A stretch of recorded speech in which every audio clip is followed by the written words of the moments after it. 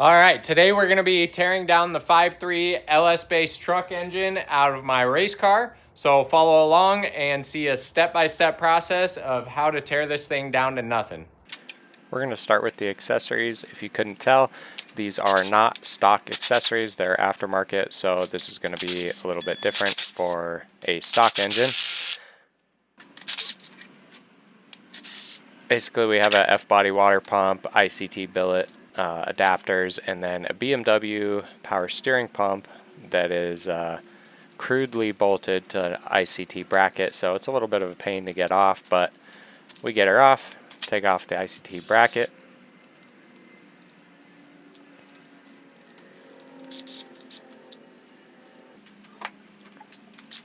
And now it's time for the crank pulley, and would you look at that, the impact actually took the bolt out. It definitely helps using a heavy weighted socket, otherwise you can use a breaker bar, but that's never any fun. This aftermarket Summit pulley has holes for a 3-bolt puller, so I can use that to take it off, but they are a press fit pulley, so it's a bit of a workout trying to get it off. A stock pulley does not have any bolt holes, so you'll either have to use like a 3-jaw puller, a slide hammer, or a different type of puller. Now for the valve covers, 8 mils, they are captured bolts. Don't try taking them out of the valve cover, they're meant to stay in there. And rockers. I like to break all the rocker bolts loose by hand. There is going to be tension on the ones that currently have the valves open, so I don't like to just zip those off with an impact. I like to get them all loose first with a ratchet, and then we can use an impact and get all the bolts the rest of the way out. Super simple, 1 bolt per rocker, and then you can pull them all off on the tray. Super easy. Pull out all your push rods. I like to check to make sure none of them are obviously bent while I'm pulling them out. Move on to the other side, same thing. The valve train on these motors is super easy to work with.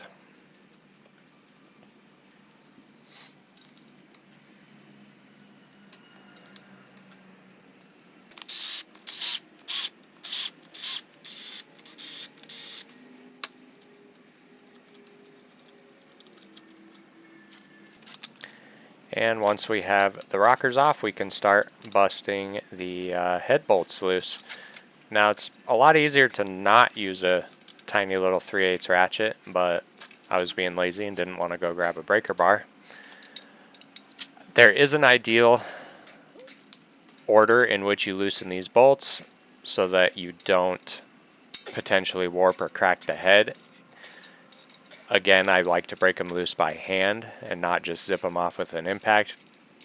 Same as putting them on. When you put them on, you do it in 3 different steps, a little bit at a time, in a certain order. I'll put that order on the screen here. You should remove the heads in the reverse order of this.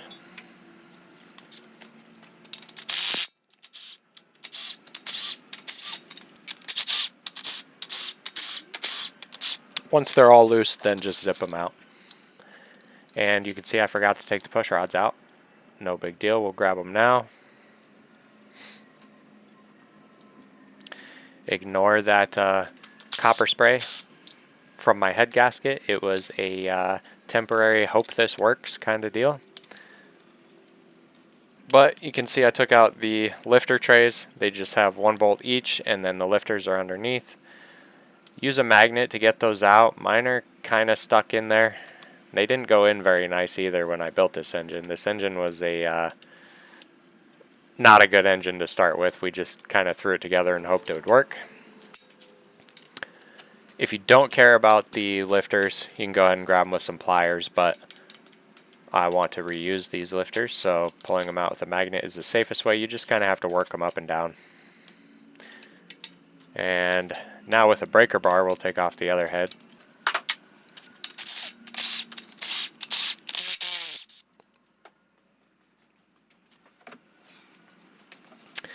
We'll probably lose some coolant when you pull the head off, so having a drip pan is always a good idea. The heads have 2 rows of larger bolts and then little 10mm bolts on the top. Those aren't really torqued anything special, so I just blast those off with a gun. Lifter trays out of this side, and all the lifters.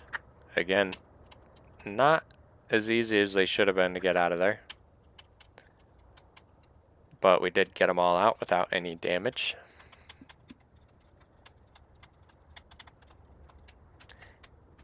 You can see I'm just working it up and down with the magnet, trying to get it loosened up. There's a lot of oil around them, plus a little bit of metal shavings in this particular engine, so they didn't want to slide out easily.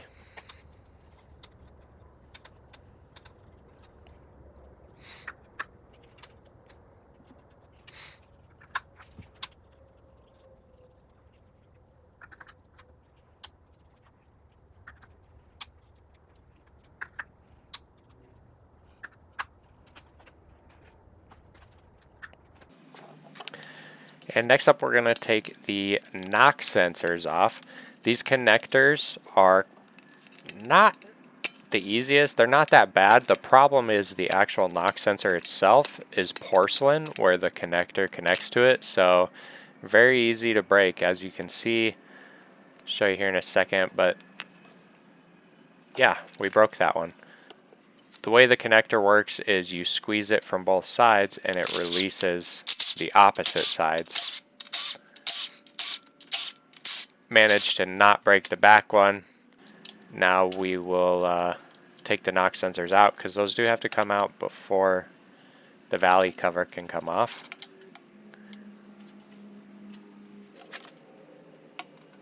And once those are out, pry the valley cover off.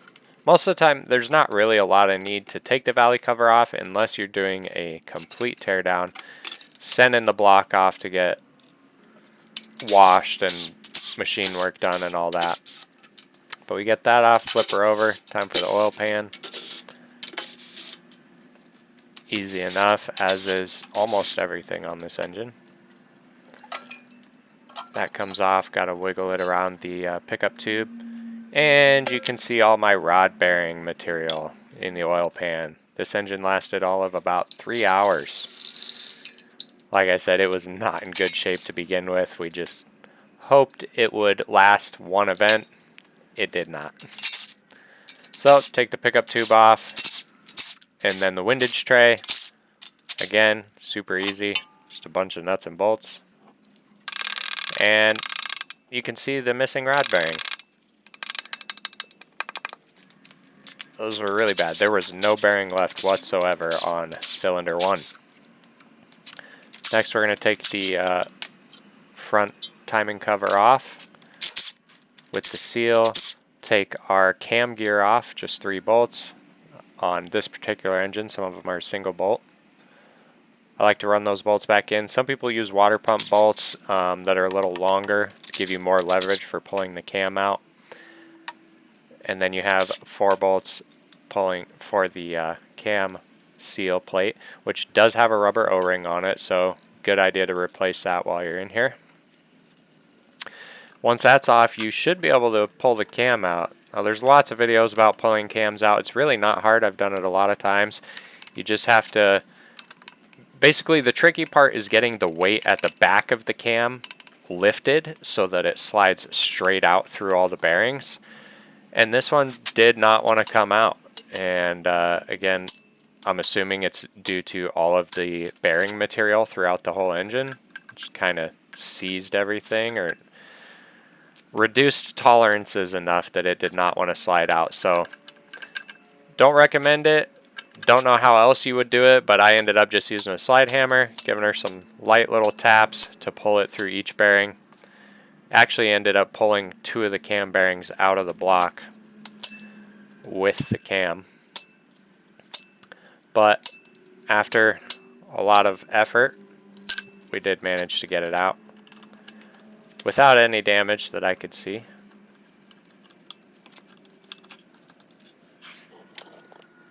There you can see the 2 cam bearings that pulled out of the block.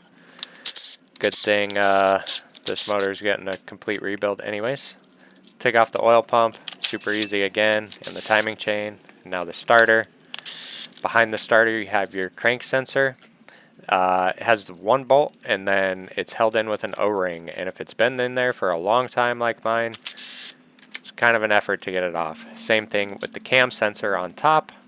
You just have to pry it off, and then you have your oil pressure sensor. Now the fun part of removing the rear cover with the engine on a stand. Can't really get a power tool in there, so it just takes some time and effort. But otherwise it's just bolts and it comes right off.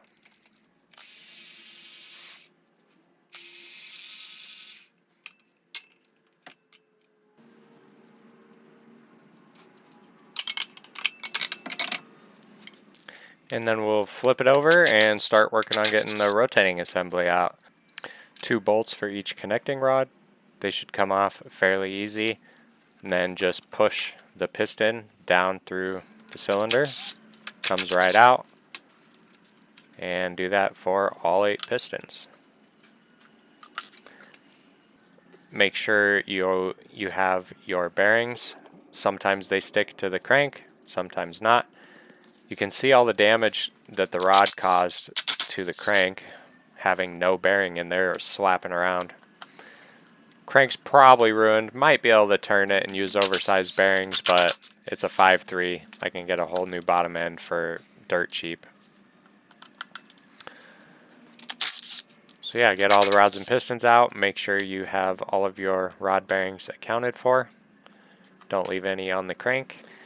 You can see these connecting rods are cast and are actually a fractured connecting rod, so they're split instead of being cut, which is kind of cool because it means they can only go back together one way. It can be stronger. There's some unique things about them. Now we're taking off the main caps. They have 3 different size hardware for some reason. They have the 10mm bolts on the outside, as well as the bolts on the inside. Not really a big fan of these main caps. It's probably my biggest complaint of the LS engine. They're not easy to get out.